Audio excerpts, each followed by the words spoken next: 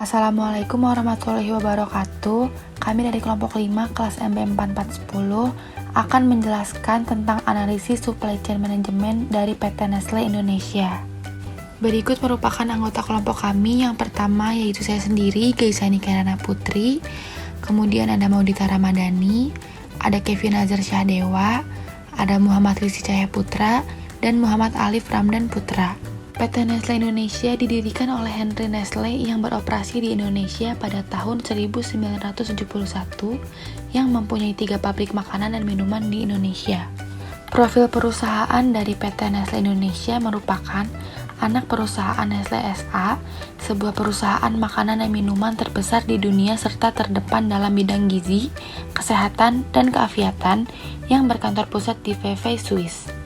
PT Nestle Indonesia yang berdiri bulan Maret 1971 adalah perusahaan tertutup dengan komposisi kepemilikan saham mayoritas lebih dari 90% oleh Nestle S.A. PT Nestle ini tentunya mempunyai visi dan misi. Visinya yaitu untuk meningkatkan gizi, kesehatan, dan keafiatan dari konsumen kami. Para karyawan kami berdedikasi dan termotivasi untuk memproduksi produk berkualitas dan membangun merek-merek yang memenuhi kebutuhan konsumen. Dan misinya yaitu untuk turut mewujudkan masyarakat Indonesia yang lebih sehat melalui produk-produknya yang berkualitas, bergizi, dan lezat rasanya. Untuk produk historinya sendiri, PT Nestle Indonesia memproduksi produk susu bubuk, susu kental manis, susu steril, kopi instan, sereal, bubuk bayi, air mineral, dan lain-lain. Selanjutnya, apa itu supply chain? Supply chain adalah global network untuk distribusi produk atau service dari raw material hingga produk end customer melalui aliran fisik, uang, dan informasi. Kegiatan supply chain pada PT Nestle Indonesia tentu saja berawal dari raw material atau bahan mentah yang selanjutnya dihimpun oleh supplier sebagai bagian pengadaan untuk diolah di pabrik. Setelah menjadi produk jadi, akan dikirimkan kepada pihak-pihak retail. Dari retail ini, produk Nestle akan sampai kepada customer. Dalam supplier, PT Nestle Indonesia bekerjasama dengan 27.000 peternak sapi yang berkualitas yang berada di daerah Jawa Timur. Setiap harinya, para sapi menghasilkan 500 liter susu per harinya. Selain itu, untuk produk susu Denkau, Nestle juga menjalin kerjasama dengan para petani kokoa yang ada di daerah Mamuju, yang dimana menghasilkan 10.000 ton bubuk kokoa setiap tahunnya. Dan selain itu juga PT Nestle Indonesia bekerjasama dengan para petani kopi yang ada di Lampung, yang dimana Lampung adalah penghasil kopi terbaik di Indonesia. PT Nestle Indonesia menjadikan perusahaannya menjadi distributor resmi untuk setiap produk yang diproduksi oleh perusahaannya sendiri. Nah, setelah melakukan tahapan produksi, produk yang sudah sesuai dengan standar dan siap dijual akan didistribusikan ke beberapa perusahaan di Indonesia. Selain ke perusahaan, produk Nestle juga didistribusikan ke supermarket, minimarket, dan toko-toko kecil maupun grosir. Untuk retailer, PT Nestle Indonesia masih mengandalkan penjualan lokal di pasar-pasar. Selain itu, PT Nestle Indonesia juga melakukan kegiatan ekspor dan impor. Salah satu produknya yaitu susu bubuk instan Denkau. Untuk tahap retailnya, PT Nestle Indonesia terbagi menjadi subunit, yaitu Big Retail dan Small Retail. Nah, untuk Big Retail sendiri ditujukan kepada supermarket besar, sedangkan untuk Small Retail ditunjukkan kepada toko-toko dan warung kecil yang ada di Indonesia. Bagaimana aliran fisik PT Nestle bekerja?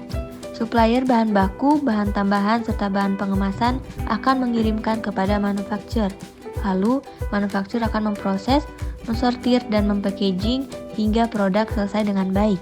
Setelah produk selesai dengan baik, produk akan didistribusikan kepada retail outlet dan customer akan mendapatkan produk PT Nestle di retail outlet. Nah, supply chain management melibatkan kegiatan distribusi, informasi, dan juga hubungan yang bertujuan untuk mengoptimalkan hubungan antar organisasi sehingga menciptakan customer value yang baik dan mempunyai keunggulan kompetitif yang berkelanjutan secara keseluruhan. Salah satu upaya untuk mengoptimalkan operasional perusahaan adalah melalui optimalisasi distribusi material dari pemasok, aliran material dalam proses produksi sampai dengan distribusi produk ke tangan konsumen. Distribusi yang optimal dalam hal ini dapat dicapai melalui penerapan konsep supply chain management, yaitu dari aliran informasi. Terdapat beberapa hal yang harus dikelola di dalam supply chain management, terutama dari aliran informasinya. Nah, di sini bisa kita lihat ada 4 komponen. Yang pertama ada supplier, yang kedua ada manufaktur, yang ketiga ada distribution, dan yang keempat, yang terakhir ada retail outlet. Nah, bisa kita lihat di sini aliran informasinya. Pertama dari suppliers ke manufaktur atau ke pabrik. Di situ supplier mengirimkan informasi terkait produk kapasitinya. Lalu dia memberikan informasi terkait stok materialnya untuk mengirimkan bahan bakunya dari supplier ke manufaktur. Lalu dari manufaktur dia di situ mengelola proses produksi, lalu dia mengirimkan informasi dari manufakturnya itu didistribusikan ke retail outlet. Nah ya, dia mengirimkan informasi, yaitu ada delivery schedule, jadwal pengirimannya, lalu ada produk specification-nya.